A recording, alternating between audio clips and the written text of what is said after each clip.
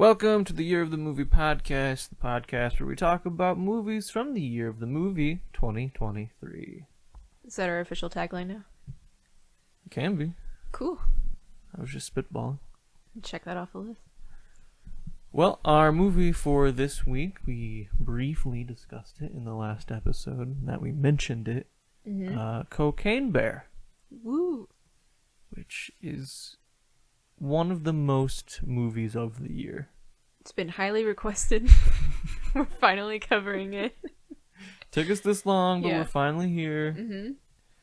Now we'll always talk about the trailer.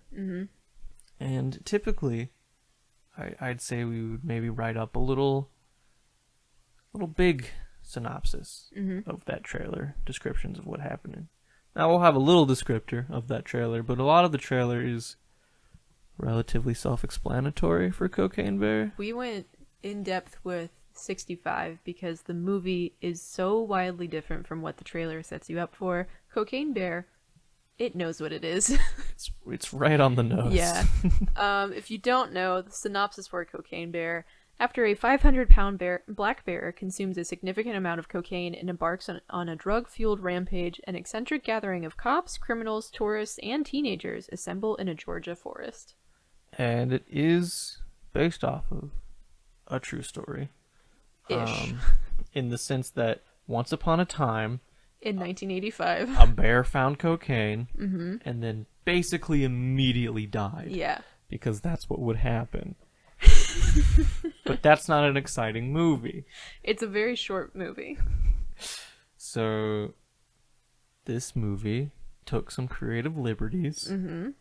The writer, whose name I have later in my notes and I cannot remember what it is right now, basically said that he was like, what if that happened, but what if instead of dying, the bear just got really hooked on cocaine? Yeah. Which is possible. I know, like, before this movie came out, I saw, like, the meme Yeah. that was, like, the headline, and then someone's comment that was, like, for about 15 minutes, this was the world's deadliest predator. Yeah. Right? Like, and so, like, that is a fun premise to think about. They stretch it for They stretch it, and they an give it hour some and 30. weird, not lore, but, like, plot. Yes. Like, an actual plot. Yeah. Yes. This is an hour 35. Hour 35. So is it longer than 65? I think 65 was a tight 90. Like, I think it really is. Oh, yeah. And so this has 5 minutes on 65. Oh, 2. 2 minutes. Okay. It feels 65 stretched on. Oh, don't ask me to rate you IMDb. We're just gonna talk about 65 in every episode. That's basically what this is. Hear the movie, otherwise known as 65. Anyway, the description for this trailer that we will give. It opens up with paramedics arriving on scene at like a lodge or whatever. They find blood everywhere. The one paramedic opens the door, finds the bear inside looking crazy, and then he very slowly closes the door again, and he's like, Rebecca, or whatever her name is, we need to leave.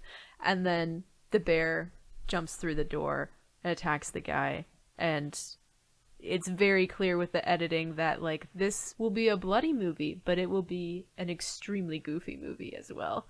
And then the trailer highlights that this is a story inspired by true events. It takes place in Tennessee in the 80s. The basic thing is a massive amount of cocaine was dumped from a plane by organized crime. A lot of it landed in the woods. The bear eats it and then kills people, and hijinks ensue. Yeah, it's a very basic premise. And it's clear that they had a lot of fun making this movie. Yes. I know that Ray Liotta said that he really liked how the bear looked. Yeah. Speaking of Ray Liotta, R.I.P. rest in peace, Ray Liotta. This movie had a weirdly stacked cast. Yes. Like, it was an impressive. Like, well, one, it had a weird reunion of people from The Americans. Kerry Russell, Margot Martindale, and what's his name? Jesse Tyler Ferguson. No. Matthew Rhys. I don't know how you pronounce his name, but Riz? he's the guy at the very beginning in the airplane. Mm. But they're all from the Americans. Gotcha. But along with them, they had O'Shea Jackson Jr., Mm-hmm. Ice Cube's son. Mm-hmm. Alden Ehrenreich, which he plays Han Solo in the Star Wars Solo. He's also in Oppenheimer, I found out. Oh, really? Yeah. Good for him. I'm glad that he's getting work. Yeah. Isaiah Whitlock Jr. He's great. Jesse Tyler Ferguson, like you said. Yeah. And then a bunch of other people. Christopher Heavju, I think that's how you say his name, from Game of Thrones. Oh, that's right. Yeah, I forgot. And then J.B. Moore, who is just one of those actors who every time I see his face, I'm like, oh, it's that guy. But I could not tell you the first time I saw that guy. Yeah. So this movie, it was obviously a meme. Mm-hmm. Like, I think. It was a commercially successful meme. Yeah.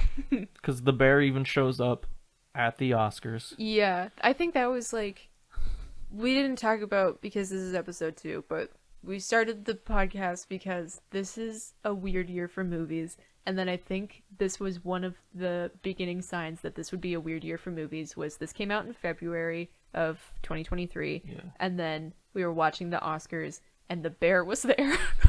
Like the cocaine bear. And I know that, like, typically the first quarter and even the first half of a year isn't when the Oscar buzz movies are released. Yeah. But I guess it's just like, this isn't an Oscar buzz movie. This is just... it's just such a goofy movie. How can you not talk about it? And then after 2022, with, like, the first half and quarter of that year, just, like, really the whole year being just cinema type of movie. This is a pivot. This was a hard pivot. Yeah.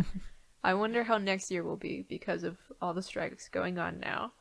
If it'll get goofier. Yeah, next year... Because the example that I always see... There'll be a lot of independent films. Yes. The example that I always see for, like, the effects of a writer's strike was the character from Friday Night Lights who killed a man, and then the show never spoke about it ever again, and it was like, this is what happens when writers go on strike.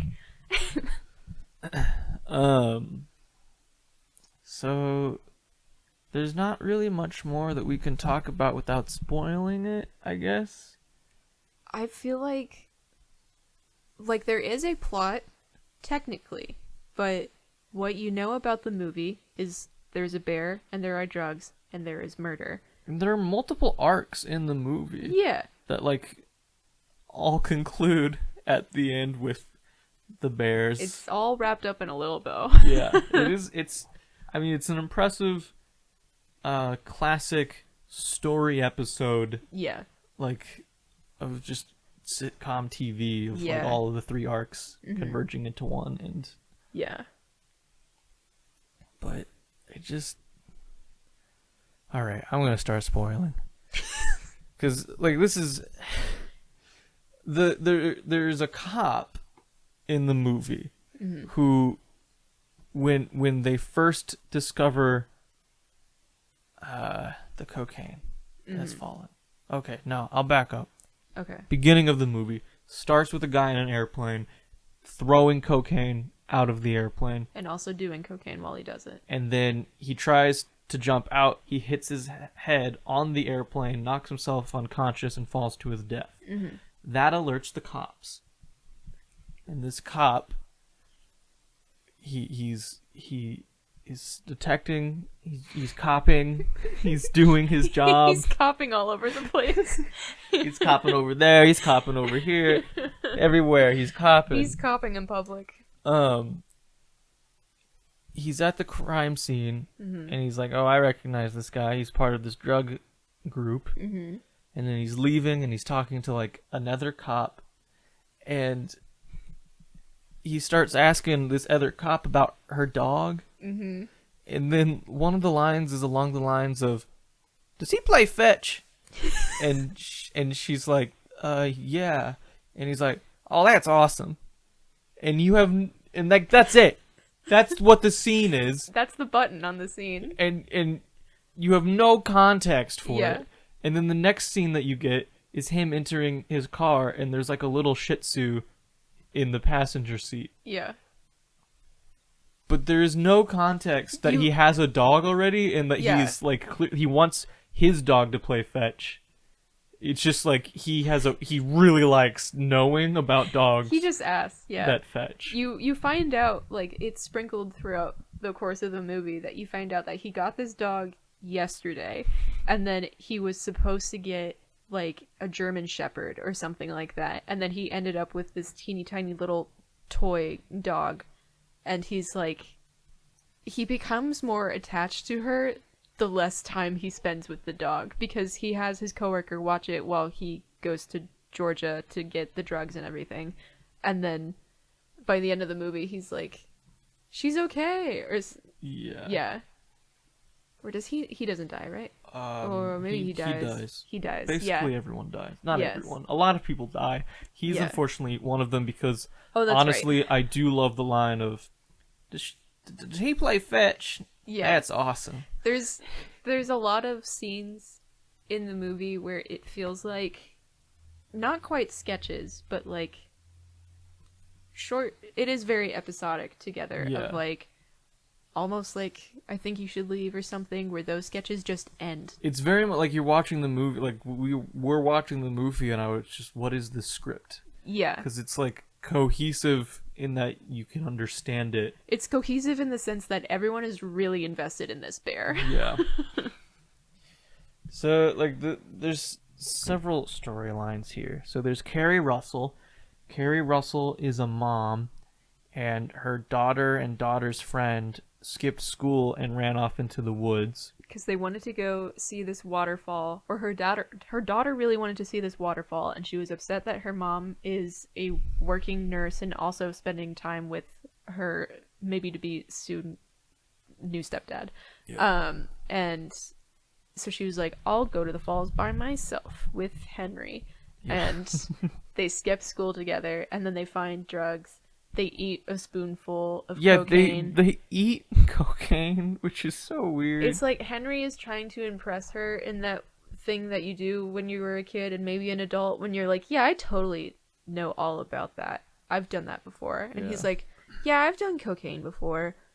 This is like kind of a different cocaine than what I normally do, so like I'll give it a shot.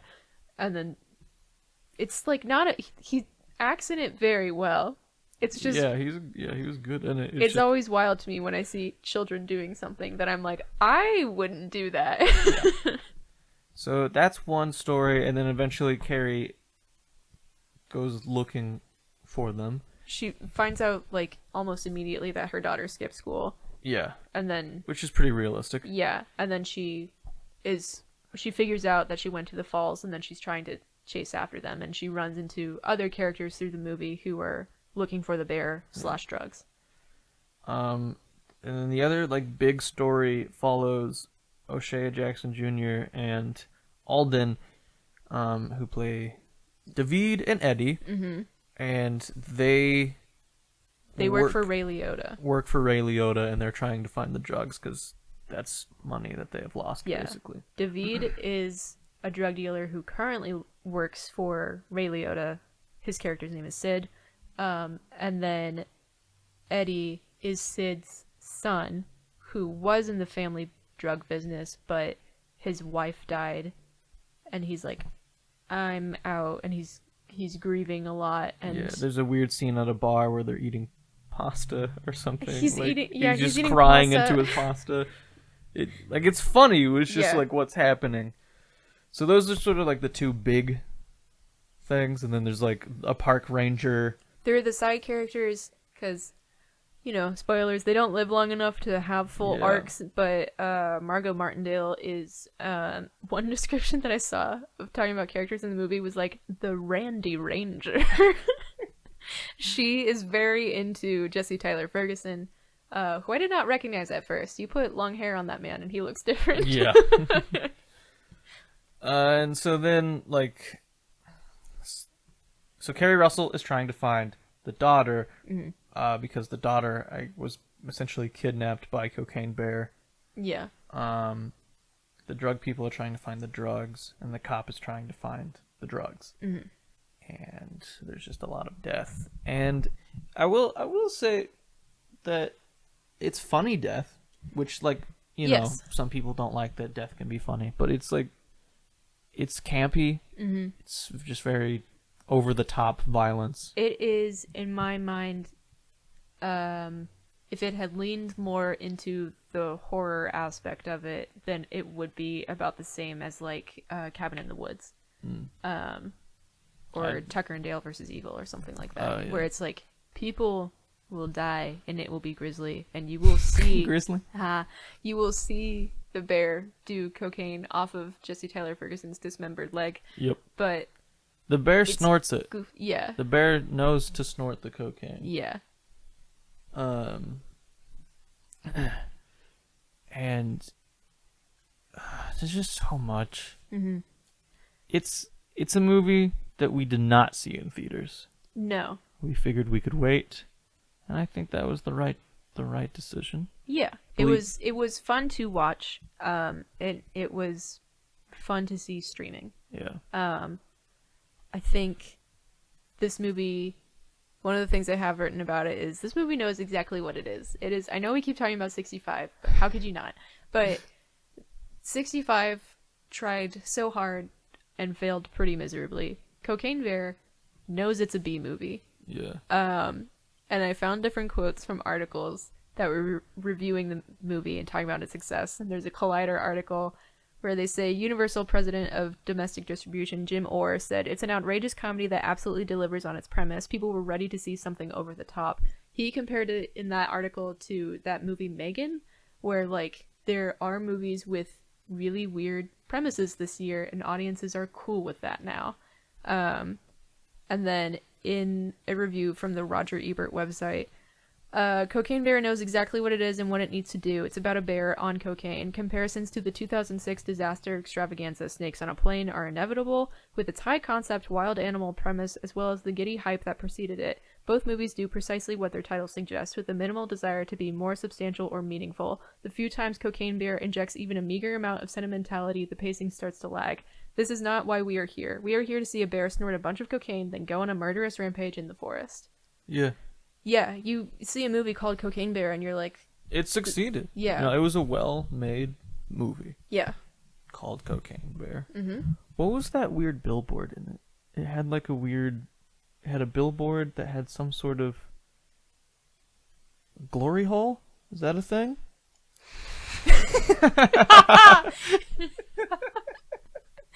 I'll tell you when you're older. No, but I feel like the billboard in the background, like there was just a weird... I remember that now. Yeah, there was some weird joke like that. Like there... Oh, it was Glory's Hall, right? Yeah, it was a geyser of like because it takes place in a Georgia national park. So that there was a billboard for another national park site or something, and it was called Glory's Hole. Yeah. Yeah. That's the kind of movie that it is. And there's a lot of jokes like that. There's a group of like teenagers or early 20-somethings. Ruffians who keep stabbing people. Like they keep threatening to stab people. I think they're mostly just stealing stuff. And then I forget what the ranger nicknamed them. Yeah, but then they try to rob Sinead O'Connor. No, Jesus. Not Sinead O'Connor. She R.I.P. She just died. O'Shea Jackson Jr. David and Eddie. I had the O, and I was like, that's good enough. Mm-hmm. O'Shea Jackson Jr. Got stabbed by them, and then in a pretty good fight scene. It was an impressive fight scene. Yeah. And then one of them, he makes take them to the cocaine because the ruffians found the cocaine and hid it. Mm-hmm. And so that ruffian is very funny. It's a weird, funny character. That's that J.B. Moore. J.B. Moore. There's a scene where he's talking about how he and his buddies wanted to move to New York. But unbeknownst to him, his two buddies have since been murdered by... They got bared. The Cocaine Bear, and then... actions due to the Cocaine Bear, because one got mauled, one got shot. Yeah. And so there's this weird cutaway scene where it's him and his buddies, and they're like, "We're going to New York City," but the two buddies are dead in that scene. So like one is headless and like it's like a 5-second shot or something, but it's very good. Yeah, like it's just a weird, and there's a bunch of that in the movie. Mm-hmm. And I feel like there's just so much that we're not even touching on. Like, Alden's character has a son. Yeah. It doesn't help that like it's been a little bit since we've watched this, but like the introduction to Ray Liotta's character is David meets up with him at like an off-brand Chuck E. Cheese's, and he sees, or he like talks to Eddie's kid briefly, who's playing in the ball pit, and like that's how you find out that Eddie exists and that Ray Liotta is your grandfather, who clearly is very tired of taking care of his grandson. And like the kid has just been living with him since his mom died, I think, is how they introduce that. Yeah. And then he's like, get my kid, make him get his life together, and also I'm going to be killed by other drug dealers if we don't get this, so help me. Yeah. So eventually, through wacky hijinks and chaos, the big climactic scene, Carrie Russell and the boy Henry find Carrie Russell's daughter in the bear's cave, and they're trying to get out, but they try to go out the back of the cave, which leads to the waterfall. So they found the falls. And there are also 2 cubs in there. There's also 2 cubs in there who have also been doing cocaine. Rolling around in cocaine. And then they try to escape the back, and then while they're trying to get out of the waterfall, Ray Liotta and drug crew also show up. Ray Liotta and company, yeah. And then they make their way through to the waterfall, and they're like, "Give us the cocaine." And then O'Shea Jackson Jr. and Alden are eventually they get to the side of just forget about the cocaine. We're gonna die. Yeah. And there's an angry cocaine bear because protecting her cubs. Yeah. There's a huge scene before that where the bear lays on top of Eddie and passes out for a little bit, and then David gets 2 of his fingers shot off by the cop with the dog. It's a whole thing. So like they've gone through a lot at this point to get the drugs, and Sid is just more and more desperate as the movie goes on, because he's the one that faces like he will die unless he gets the drugs. Because the drugs are owed to people. Yeah. So that's and then they're at the waterfall. Yeah. There's guns involved. Yeah. Basically, everyone jumps into the water, which is like hundreds of feet below them, except for Ray Liotta, who really wants the cocaine. It's like up on a branch, and he gets it or something. And then for a second, you think the cocaine bear died. But then Ray Liotta, when he pulls down the cocaine bag, some of it falls out and lands directly on the cocaine bear and sparks it back to life. It's like that thing. It's like in The Matrix when Trinity is like, "I'm going to heal you with the power of love," or any other movie where it's suddenly, "I'm going to heal the main character with the power of love." Yeah. Except the power of love is cocaine. Which I think it should always be. Yeah. And then the cocaine bear kills Ray Liotta. Mm-hmm. Carrie Russell and the kids go and do their own thing. And then, well, so they, I think it's David who's like dying? David got shot. Yeah. And Carrie Russell is a nurse, so Cures him. yeah, Through the powers of nursing. Yeah, she helps him out. And there's like, I feel like there's a couple weird moments between her and Eddie where it almost sets it up as like, will they, won't they, or they have weird chemistry, but they do not get together, which is good because Eddie is so sad. But Eddie and David, through this journey, have strengthened their friendship because they were like best friends before. Mm-hmm. but now they're like back on track. And then Eddie and David adopt the cop's dog, Yeah. who then eats the fingers Yeah. that were shot off of David. So, I mean, there's just a lot of stuff that happens in this movie. Eddie reunites with his son at the end, and they're like, what is the dog's name? Like, Rose... I mean, it's probably in the IMDb. There's probably a cat. I mean, you just... I mean, there's no dog. There's no dog? There's gotta be. What about if you go all cast and crew? All cast and crew. We're gonna find this dog's name. We're gonna do this. There's gonna be a dog. Uh-huh. Because there's always a dog. I know there was a dog in the credits. Rosette. Played by Paris. And New York. Those are the two dog performers. Wow. The bear was performed by Alan Henry. Good job, Alan. Yeah. So there's a cop betrayal. There was a dirty cop the entire time. The cop that had the dog that played fetch was Yeah. a dirty cop and worked for Ray Liotta. So Isaiah Whitlock Jr. is Bob, who has Rosette, and then Officer Reba is the one that he leaves in charge of Rosette, and then she shows up after he has been shot by the ruffians, and then he's like, oh yay, there's backup. Wait, how did you know to find me? And it turns out she's been working for Ray Liotta the entire time. Who could have seen this coming? So, like, yes, there's a lot about this movie called Cocaine Bear that you're like, this makes sense for Cocaine Bear, but there's also a lot of weird, other wacky, funny things that are just like, I don't really know what's happening. It's fun, but it doesn't really...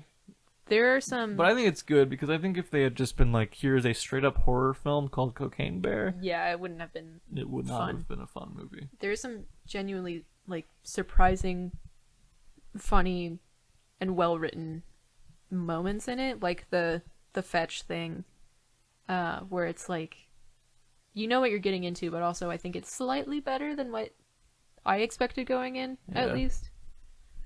There's also, it makes fun of the Just Say No drug culture of the 80s around the time. There's a whole montage of like Nancy Reagan and No Nancy. This Is Your Brain on drugs, those kind of PSAs and everything.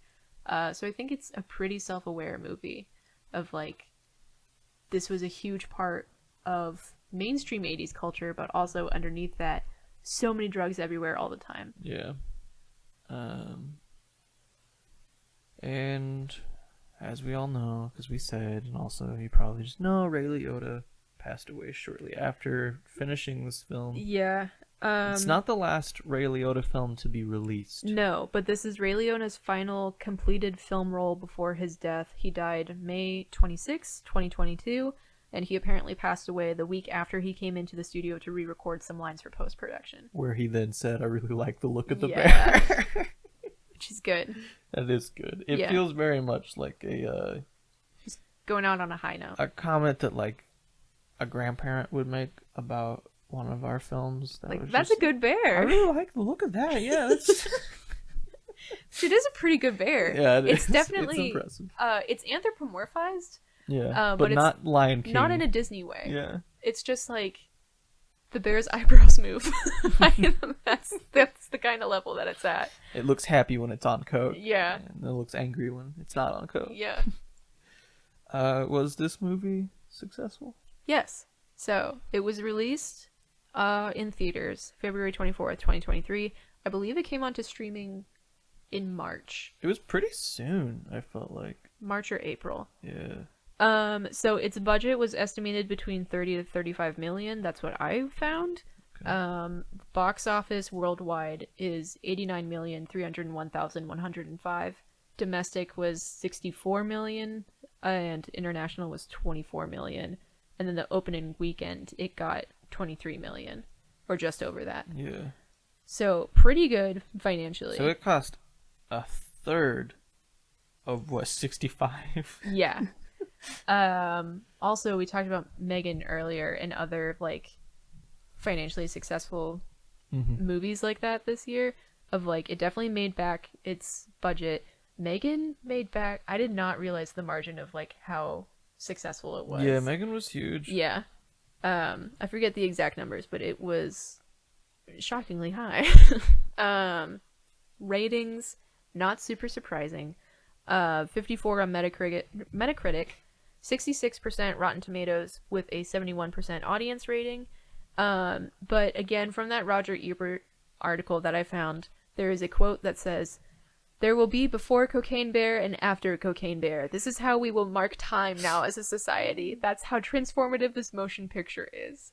So if it's for you, I think you're gonna like it. Yeah.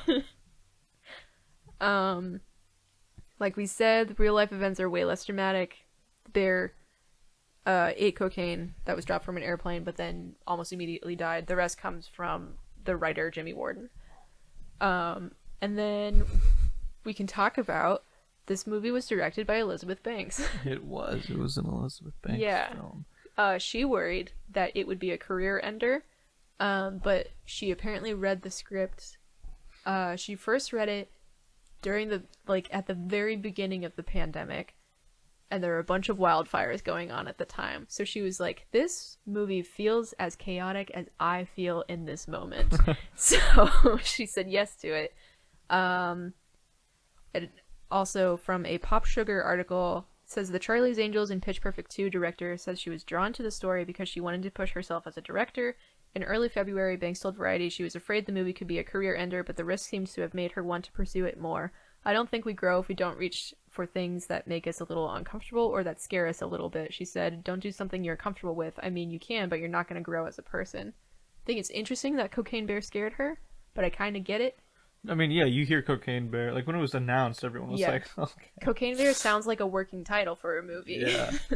I mean, I think this was good. Like, she's obviously a weird and goofy person. Like, she was in Wet Hot America Summer and, like, all these other weird comedies and stuff. Whenever I've seen her as an actress, she's always been, like, a goofy person. And Charlie's Angels, the one that she made, was not a great film. No. But one of the great parts in it, I'm going to spoil a little bit of this, because Patrick Stewart is in it. Mm-hmm. There's a scene where Patrick Stewart busts out of a closet and he just goes, "I was hiding in the closet the whole time!" Me!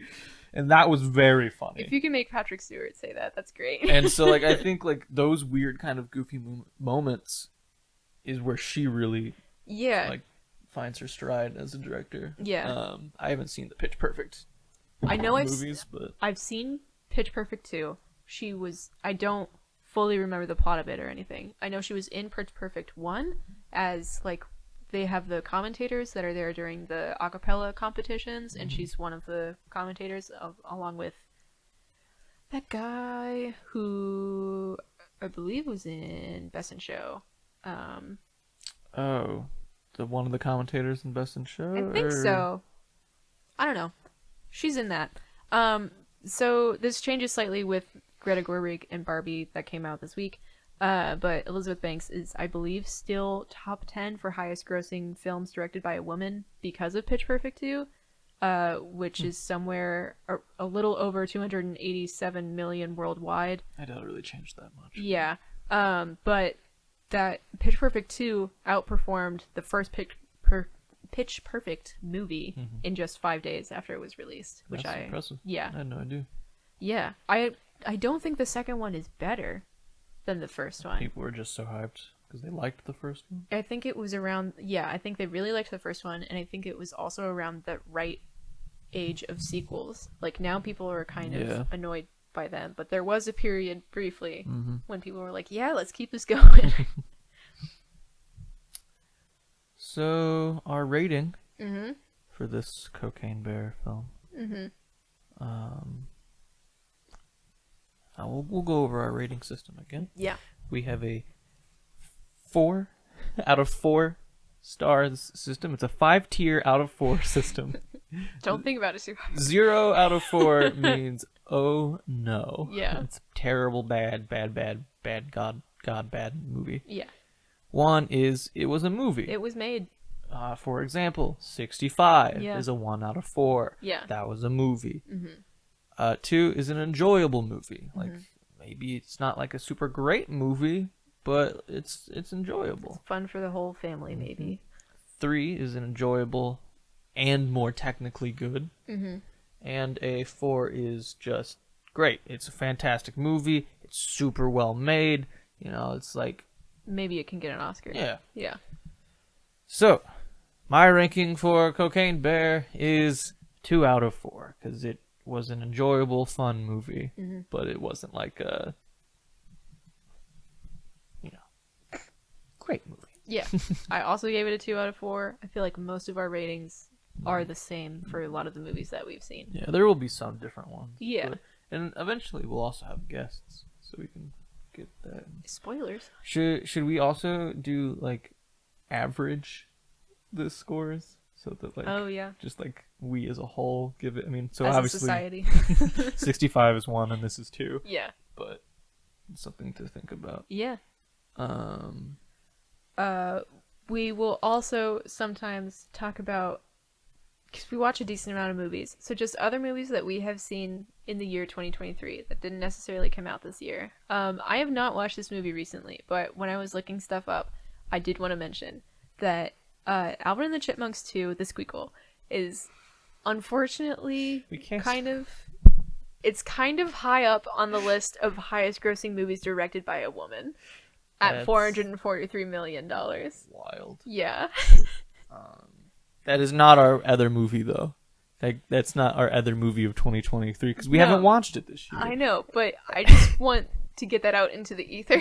That is good information to know. Alvin and the Chipmunks 2 made $443 million.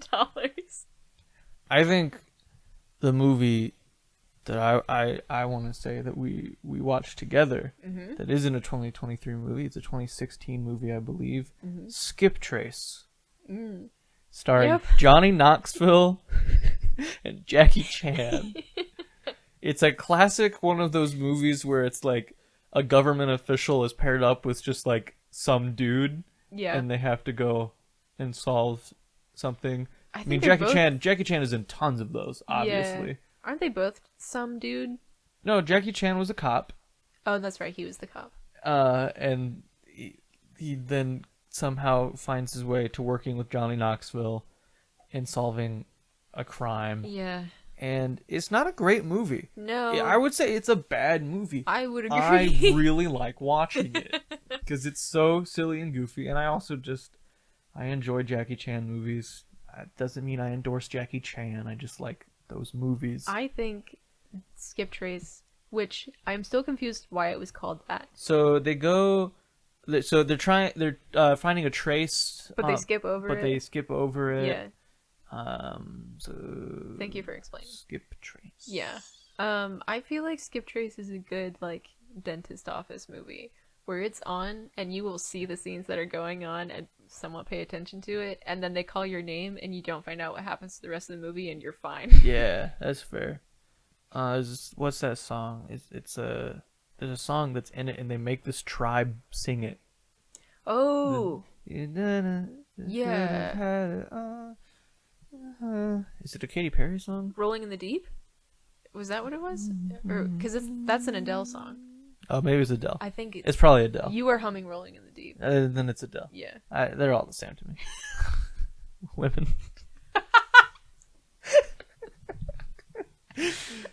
Yeah, so there's this tribe in like Mongolia or something. Yeah. And they all sing Adele, and it's really weird. It's not a dream sequence, and like it feels like it, but it's not. But it's not.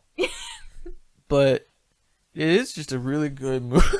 It does seem like that was also a movie that they had a very fun time making it. Yeah, like I'm sure it was more of just like, I mean, it definitely wasn't a movie made for Americans. No. Like it's in English, but it's not a movie that would do well here. I don't think it even did well here. It's not super cohesive. But I don't know what about it is just a movie that I've watched several times. I think it's just like, if you want a dumb, easy to watch, you don't have to pay attention, you can just have it on the background movie. Like, this is a good movie for that. Yeah, it is all of those things. Like, and I think that's just like, there's been many times where I'm just like, I'm tired, but I'm not ready to go to bed. I just want to have something on. It's the Skip Trace hour. And then I put on Skip Trace. I do like the ending of the movie, which, spoilers, I guess, but when, like, Jackie Chan finds out that his best friend betrayed him, and it's a whole thing that I don't fully remember at this point, but his former best friend is like, one of us has to die at the end of this. Like, he doesn't say we're going to kill each other, like, one of us we won't both make this out of it alive. He says one of us has to die at the end of this. And then they're on a sinking ship or oil rig or something like that, and a room is flooding up with water, and it's Jackie Chan's adopted daughter is in there, and the two of them work together to save her, and then everyone makes it out all right, and then the friend turns around and he's like, I told you one of us has to die, and he just floats. He just back. lets himself drown. Now, I will provide some context. The guy who lets himself die was a drug lord, and like just crime lord basically. Yeah. So like if he had lived, he wouldn't have had a great life if he had continued to live for his crimes. Sure. But it was still very funny of, I have to die. It was very much that sketch in I Think You Should Leave where the guy is like, I have to go. I have to go. But then he just drifts off into the water. Like it's very silly. Yep. So that's our extra movie for this episode. Thank you for listening. Thank you for watching. This has been the Year of the Movie podcast. Year of the Movie. That was really confident. Like I said last time, if you want a movie talked about, let us know. If you want topics of the movies talked about, if there's stuff that we haven't hit on and what we should discuss, let us know. And I will say that there will be a loose sequel to this episode specifically, because there is a movie that was made in about 8 days called Crackoon. Oh. Where a raccoon does crack. I forgot about Crackoon. And that is a hard title to say. It feels like a slur. Well, yeah, especially, because crack, raccoon, crack, it's not great. But we will eventually talk about that once we see it. It does not look good, but it's definitely so excited. A movie. So, thank you for listening. Thank you for watching. I'm Sebastian. I'm Maggie. And this has been the Year of the Movie podcast. Woo!